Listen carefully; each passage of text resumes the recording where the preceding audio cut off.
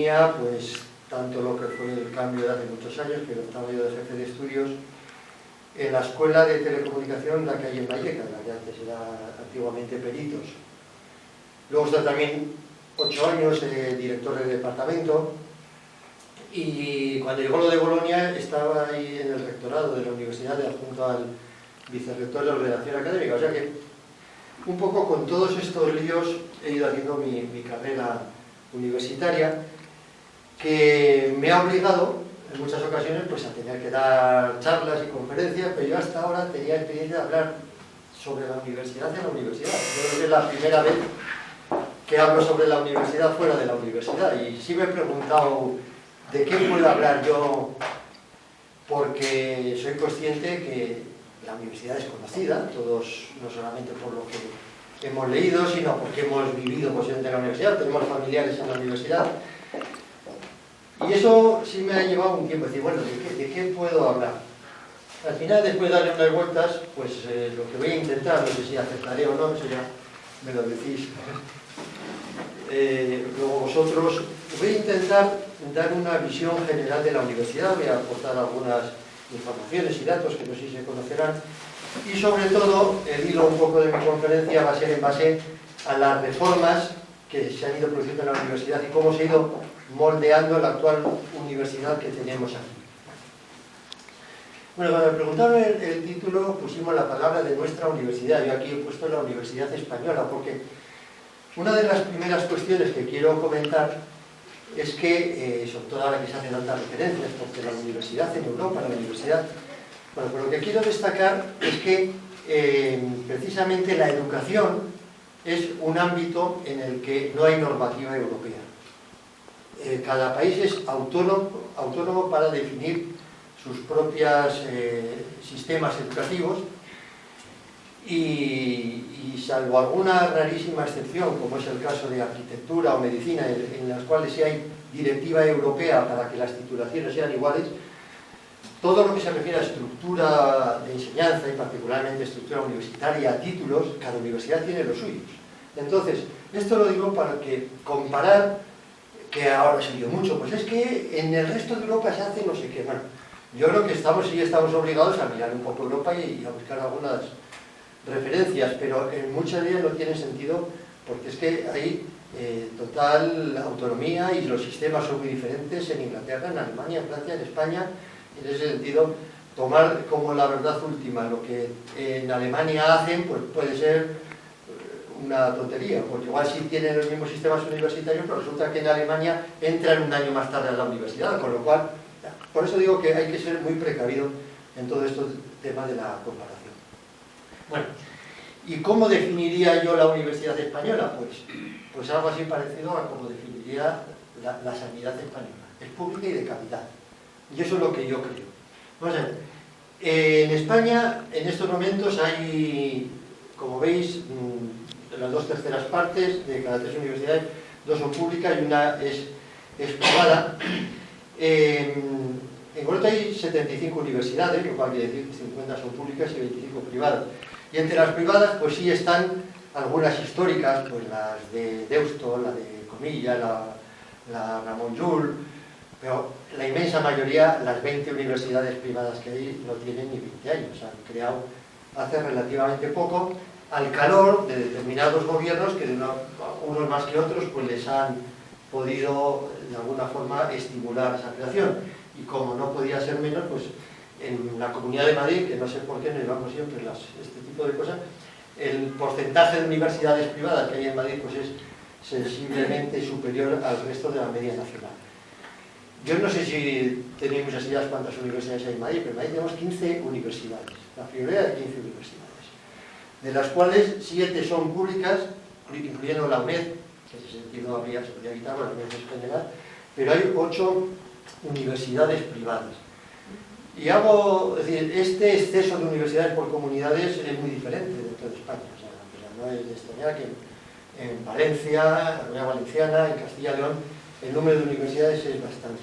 Universidades que han crecido al calor de determinados gobiernos, y una de las quejas que ahora se dicen es que precisamente España tiene muchas universidades. Como digo, son 75 con este porcentaje, pero cuando me he referido a lo de que es el sistema universitario es claramente público, es porque si nos referimos al número de estudiantes, 9 de cada 10 estudiantes estudian en universidades públicas. Hay muchas universidades privadas, garitos que se han ido montando, pero el número de estudiantes que tienen es muy pequeño. Y en este momento, pues sí, por dar una visión de cuál es el perfil de los estudiantes que hay en España, pues la mayoría estudian ciencias sociales y políticas, lo que es derecho, económicas, está también magisterio, etc.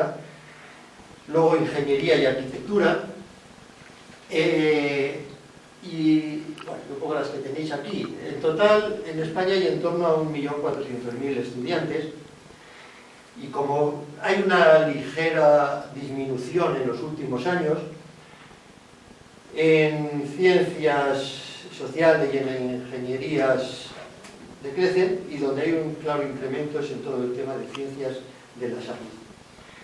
¿Son muchos? 1.400.000 para España. Pues bueno, también hay declaraciones de que en España hay demasiados estudiantes universitarios. Bueno, en esto yo sí me he permitido hacer una comparativa, bueno, que no es mía, que es del propio informe de la OCDE, nada sospechoso en estas cosas, y parece que España está en un término relativamente medio de estudiantes universitarios, y sí, habría algo que comentar tal vez un poco por debajo de la media europea o de los países de la OCDE. Bueno, y decía que además de pública es de calidad, pero claro, uno de los grandes problemas es con qué indicadores se puede medir la calidad en el sistema universitario. Bueno, se podría uno referir a lo que son resultados de la producción científica, artículos, investigaciones, patentes que se puedan hacer, indicadores del tipo de acuerdo de colaboración que las universidades tienen entre sí, es decir, cuántos alumnos españoles van a otras universidades europeas a través de los programas Erasmus, cuántos reconocimientos mutuos de títulos hay con otras universidades, o indicadores del tipo de satisfacción de los egresados, la contratación de los egresados, es decir, las personas que acaban aquí en España que no van a trabajo, cómo se colocan en otros sitios. Es decir, habría una serie de indicadores, pero generalmente estos no son los que más se utilizan.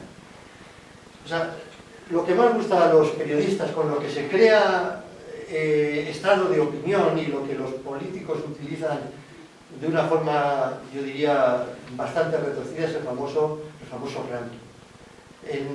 Desde hace años hay mucho ranking, y como digo, ahí la mayoría de los rankings famosos están subvencionados por grupos económicos, que son prácticamente los que van a fijar cuáles son un poco los indicadores. He tenido oportunidad de formar parte del grupo de trabajo de algunos rankings, pero es el ranking más famoso de España, que es el que hace CID, pero ¿quién está detrás? Pues Ana Botín, y es una fundación de la empresa del Banco Santander. Entonces, vamos, yo creo, porque participan en las reuniones, pues que lo hacen bien, más o menos, pero no me cabe duda de que en un determinado momento, si hay que fijar cosas, se fijan en los intereses que subvenciona estos rankings. Pero dicho eso, de todas formas, y esto lo señalo porque recientemente venimos oyendo muchas referencias a que la Universidad Española, no es de calidad, está muy desprestigiada, etc. Bueno, yo lo que quiero citar, y bueno, en cada una de los datos que pongo me refiero a la fuente donde están recogidos estos datos, sí que hay un informe reconocido mundialmente como interesante, que por áreas temáticas identifica o clasifica las universidades, y es de destacar que el 80% de las universidades públicas están entre el 5% de las universidades mejores a nivel mundial. O sea que en ese sentido las universidades españolas sí creo que hay datos objetivos para afirmar que es una, o al menos ha sido una universidad de calidad. Claro, tal vez lo que no somos universidades elitistas, pero eso también está asociado un poco al sistema público de enseñanza. Hay países donde lo que tienen son 5 universidades que están en la élite del mundo, y luego hay otras 95% que son universidades de escasa calidad. Yo creo que aquí en España lo que tenemos son universidades en general de una buena calidad, siempre hay, y sobre todo cuando lo medimos con características, digamos, de contribución al desarrollo social y no un poco al elitismo de esas universidades. Bueno, dicho todo esto, que yo lo digo porque lo creo, también tengo que decir, porque si no será los profesores de la universidad siempre nos acusan de que somos endogámicos y que no nos autocriticamos. Yo sí que creo que la universidad tiene problemas. Bueno, cada uno tendrá su lectura de los problemas que la universidad tiene. O sea, si yo ahora un poco de lo que veo, yo creo que la Universidad Española es muy eficaz, pero es muy poco eficiente. Es decir, hay, bueno, dicho en otras palabras, pues muchos suspensos, retrasos en el estudio de los alumnos, etc., ¿no?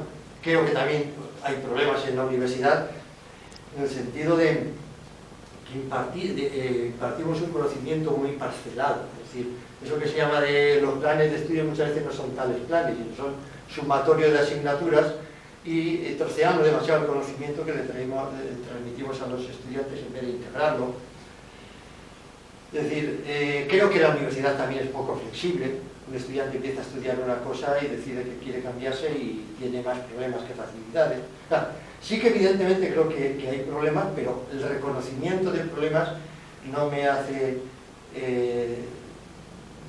no me hace cambiar la opinión de que España creo que tiene una universidad pública y de calidad que hay que defender. Bien, hecha esta presentación, lo que sí iba a referirme era un poco a las principales reformas del sistema universitario para ver cómo se ha ido configurando nuestras universidades y en concreto, bueno, pues qué sentido tienen las medidas que ahora se están proponiendo. Bueno, he hecho aquí un eje de tiempo, de años, y me he tenido que remitir un poco atrás, al 85,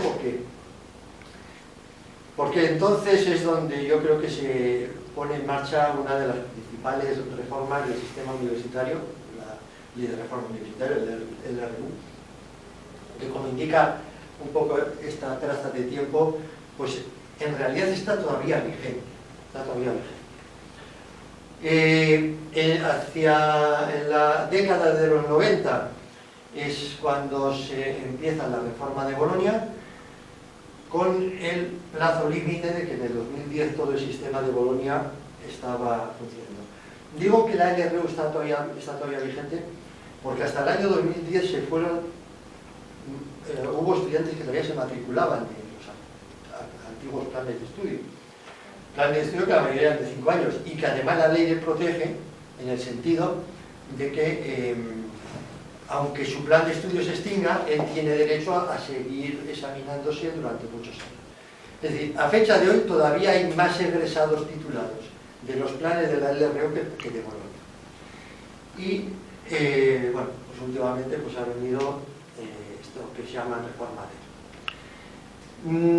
Si tuviera de alguna forma que poner alguna categoría a estas reformas, pues yo diría que la LRU, ahora hablaré un poquito de ella, creo que supuso una modernización del sistema universitario.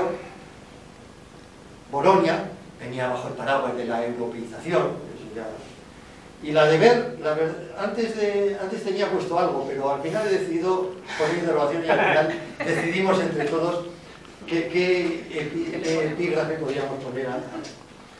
Bueno, para hablar de la reforma universitaria sí quisiera hacer una contextualización de en qué momento se produce y de algo que creo que es muy relevante para entender el sistema universitario en español y posiblemente en cada país algo por el estilo. Y es la evolución de estudiantes universitarios en España, que como se pone ahí de manifiesto, pues ha tenido un gradiente tremendo en lo que ha sido toda la década de los 70, 80 hasta los 90. Bueno, la LRU se sitúa más o menos en esa época, en un momento donde todo esto está creciendo. Y quiero además aprovechar un poco esta transparencia para comentar uno de los aspectos, yo creo que centrales para entender, o para comprender, o para interpretar un poco lo que sucede en la universidad. Claro, cualquiera que viera esto no deja de expresar una satisfacción porque, bueno, observa que un número importante de estudiantes accede a la universidad, se hace realidad eso que tú decías, del hijo de lograr la universidad, se pasa de una universidad elitista a 1.600.000, una cantidad, bueno, se decía eso y se decía otra cosa también. el hijo del madero a la universidad para que no sea tan bruto como su papá. El hijo del madero a la universidad para que no sea tan bruto como su papá. Bueno, entonces, sin duda, esto es un hecho que yo creo que importante, esta socialización de la cultura, del acceso a la universidad, del enriquecimiento, y en sí tiene una serie de valores positivos. Pero hay que reconocer que esto no hubiera sido posible si no hay otro tipo de razones que empujan a esto. Y es que en un momento determinado, todo lo que son los intereses económicos, financieros, se dan cuenta de que es que para ser más efectivos en sus negocios, lo que necesitan es una obra de mano más cualificada. El tener una mayor capacitación, el ser más ricos en conocimiento por parte de las empresas les hace más efectivos, y sin duda esta confluencia de intereses en lo que hace que en estos pocos años el número de estudiantes aumente tan radicalmente. Y señalaba este efecto porque esta dualidad en la universidad siempre va a existir. La universidad es interesante desde un punto de vista democrático, de la formación de las personas, pero también, la otra cara de la moneda, quien empuja de la universidad son los intereses de las empresas de tener una mano de obra cualificada de acuerdo con sus intereses, así de claro, ¿no? Entonces, este doble juego es el que va a condicionar, yo creo, que todos los procesos de reforma o todas las decisiones que se tomen en la universidad. Si va más encaminada en una dirección o va más encaminada a la otra.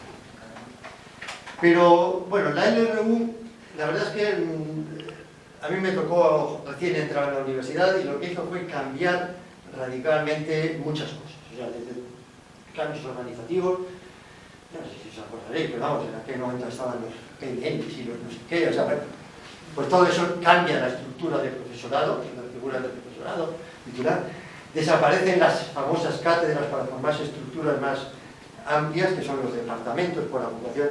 No, los catedráticos siguen existiendo, pero las cátedras desaparecen en áreas del departamento. Sí es una época que hay que reconocer donde se invierte en la universidad porque hay que atender todo ese... Recuerdo que al poco tiempo estaba de jefe de estudio y es que era un auténtico problema. Es que había tasas de crecimiento del número de alumnos del 15% de un año para otro. Entonces, había que atender, se contrataban profesores, nuevas universidades. Y hay otro aspecto muy importante que en la LRU se introduce con fuerza en la universidad. Claro, si habláramos de funciones de la universidad, la universidad tiene que educar. La universidad tiene que generar conocimiento y la universidad tiene que transferir ese conocimiento. Bueno, en esta LRU hay una apuesta clarísima por fomentar la investigación en la universidad, por reforzar la producción investigadora, y en ese sentido se crean muchos incentivos hacia los profesores para que se realice investigación. La carrera académica en la universidad está mucho más asociada a la investigación que a la docencia, es un efecto de eso. Con lo cual volvemos a tener otra moneda de dos caras y otro equilibrio que la universidad tiene que tener. La universidad tiene que investigar y además la trampa un poco que está es que en la universidad a los profesores tienen unos ingresos extras por investigación, pero no tienen unos ingresos extras por docencia. Las clases se les supone que lo dan. Entonces, como no se busca un buen equilibrio, pues uno se puede encontrar lo que tal vez algunos hayan oído del profesor investigador que dice que es buena en la universidad si no hubiera estudiantes. Les quita tiempo para... Entonces, este es otro de las contradicciones en las cuales pues, vivimos un poco en la universidad. Y bueno, desde el punto de vista académico, que es de cierta forma por lo que más a la vista está, la LRU hace varias cosas. Una es establecer un catálogo de 150, más o menos, titulaciones. Hay un catálogo. Están identificadas, cada una tiene una serie de contenidos mínimos que la universidad que quiera dar esa titulación tiene que incluir esos contenidos mínimos que van en materias troncales y que era en torno al 40-50% de toda la carga lectiva que tenía esa titulación. Y se mide la actividad docente de los alumnos del plan de estudio, de los profesores, por lo que es el crédito, que entonces significa 10 horas de clase. En ese momento, de todas las titulaciones, y hago referencia a esto porque ahora el 3, el 4, el 2, el 5 es donde están, el 65% eran de títulos de 5 años, de todos los de esos 5 años. Luego había una serie de ciclos, lo que llamaban ciclo corto, pero de titulaciones reguladas, que son normalmente las ingenierías y las referidas a ciencias de la salud, de enfermería, de algunas de estas de 3 años. Y el ciclo corto no regulado, y ahí estaríamos hablando de titulaciones tipo estadística, de turismo, biblioteconomía, pues eran unas pocas titulaciones de 3 años dentro de todo lo que es el conjunto de la institución. Y en aquel momento también había, dentro del plan de estudios, de la carga lectiva, si eran 240, pues había 24 créditos que no podían ser de las áreas temáticas propias de la titulación. Como os he dicho al principio, yo soy del ámbito de ingeniería, pues claro, nosotros allí lo que le metemos son teoría de la señal, telecomunicaciones, electrónica, etc. Bueno, pues luego tenía que haber un 10% de asignaturas de carácter humanista que completara un poco la formación de escrita. Bueno, todo esto ha ido durando, se ha ido desarrollando, no quiero entrar en muchos detalles, y ha sido tal vez, yo creo que la reforma que más ha estado estabilizada y que ha ido conformando la universidad. En el año 99 se firma la famosa Declaración de Bolonia y empieza a partir de ahí lo que se ha llamado Reforma de Bolonia, sobre la cual creo que ha habido muchísimo debate. Muchos identifican ahora, bueno, yo he formado parte de los comités anti-Bolonia, como una señal de identidad. Yo he de decir que no he sido tan anti-Bolonia. A mí me gustaría, esto tal vez posiblemente hubiera sido, esto es realmente motivo de un cierto debate. Bueno, pero igual al final los anti-Bolonias y los, no sé si pro-Bolonias, nos pondríamos de acuerdo en bastante, porque la famosa Declaración de Bolonia son 2 páginas. Y lo único que dice son una serie de intenciones que remueve el sistema universitario y cuando hay movimiento existen oportunidades ¿de qué? De lo bueno y de lo malo. Y entonces hay algunos que creen que es una buena oportunidad para resolver los problemas de la universidad y otros pues que piensan que es una buena oportunidad para acercar un poquito más las titulaciones al servicio de empresas. Bueno, en este caso, aunque la foto parece que es muy joven, diremos que no hay ni bueno ni malo, lo debatiremos y que dependerá un poco de cómo se haya podido ir desarrollando. Bueno, ¿qué cambios importantes introduce la reforma de Bolonia? Yo creo fundamentalmente 2. En España hemos tenido un sistema educativo, digamos, haciendo una referencia un poco a la historia, en sentido continental. Es decir, nuestros patrones han sido más los que se han utilizado en Francia que los anglosajones.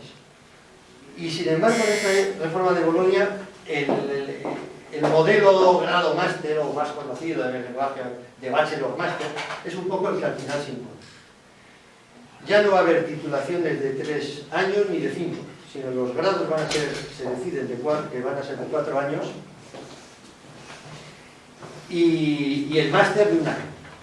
Y aquí he puesto que no todos los másteres son de 1 año, hay másteres actualmente que son de 1 año y medio y 2 años. Bueno, esto en el papel es muy fácil decirlo. Los planes de estudios eran de 5 años o de 4, o eran de 3. Ahora, esto en la universidad ha supuesto miles y miles de horas de trabajo, muchos años de discutir de cómo se transforma una titulación que tú estás impartiendo de 5 a 4 o a 3, no, y de hecho el plan, la declaración de Bolonia surge en el 99, pero es hasta el 2010 donde se implantan oficialmente en todas las universidades las nuevas titulaciones de grado. Es decir, el proceso de transformación de los planes de estudios de antiguos a los de Bolonia ha sido una gran reforma que ha exigido mucho tiempo. En el ámbito académico aparecen lo que se denomina el famoso ECTS, que es un sistema de transferencia de créditos europeos. El crédito existía, pero el crédito que existía en España, y en la mayoría de los sitios, era la carga del profesor dando clase. Mientras que el ECTS lo que mide es la carga del estudiante para aprobar una asignatura. Es un cambio cultural importante porque lo que ahora trata de medir es mi asignatura, cuántas horas le exige al estudiante para aprenderla. Y si estas le exige, bien sea en clase, en el laboratorio, en su casa, haciendo exámenes, bueno, es en ese sentido una invitación a hacer una enseñanza mucho más centrada al estudiante de lo que era anteriormente. Y otro cambio es que frente a una estructura regulada de 150 títulos, ahora hay una ausencia de normas. Los chavales se vuelven locos cuando ahora tienen que elegir una carrera. Porque es que a veces titulaciones muy parecidas, y ahora hay total libertad de poner el nombre que quiera, siempre que tenga una cierta relación, o sea, pero dentro de esa puesta de nombre, pues a uno le parece que se vende más una forma a otra. Por ejemplo, hay palabras que aparecen en cantidad de títulos porque se cree que se vende, ¿no? O sea, todo lo de la tecnología, ahora hay miles de títulos que aparecen en la tecnología, o otras parecidas. Es decir, hay títulos que son iguales y tienen nombres distintos, y hay nombres muy parecidos y que tienen debajo titulaciones muy... Pero bueno, puntos